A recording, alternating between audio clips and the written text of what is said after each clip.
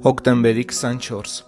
Աստվածաշնչյան ընթերցանություն ամեն առավոտ Չարլզ Սպերջեն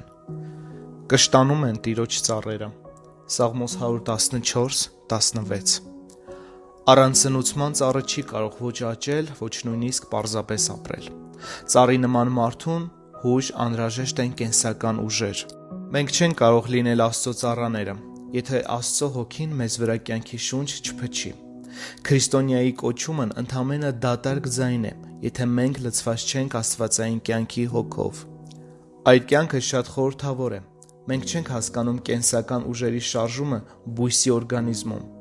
եւ թեև ինչպիսի ուժով է դրանք շարժվում ցողունների կամ փողի երկայնքով։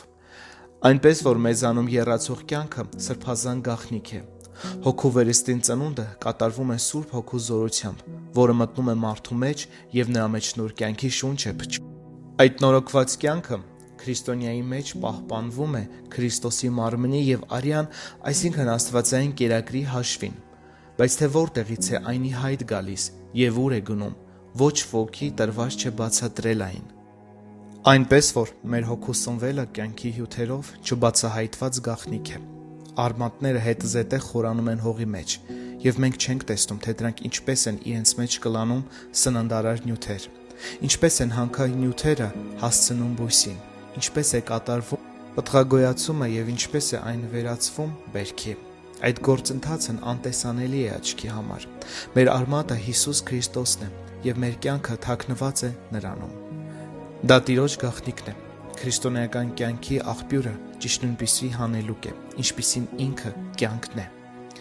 Բույսերի մեջ հյութը մշտական շարժման մեջ է։ Աստվածային կյանքը քրիստոնյայի ներսում անդադար եռում է,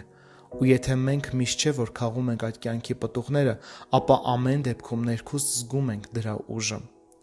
Հավատացյալը միշտ չի օգտվում իրեն տրված շնորհից, բայց կյանքի զարկը նրանում ոչ մի ակնթարթ չի դադարում։ Թեկուզ նա միշտ չի գործում Աստծո համար, բայց նրա սիրտն անդադար սնվում է նրանով։ Ինչպես բույսերի հյութը որոշում է տերևի աճը եւ պտուղների հասունացումը, այնպես էլ Աստծո շնորհը դրսևորվում է ճշմարիտ քրիստոնյայի կյանքում։ Սիրելիներ, զրուցեք նրա հետ ու կտեսնեք, որ նա չի կարող չխոսել Հիսուսի մասին։ Նրանում այնքան հյութ կա, որ լցնում է նրա ողջ էությունն ու ընթացքը։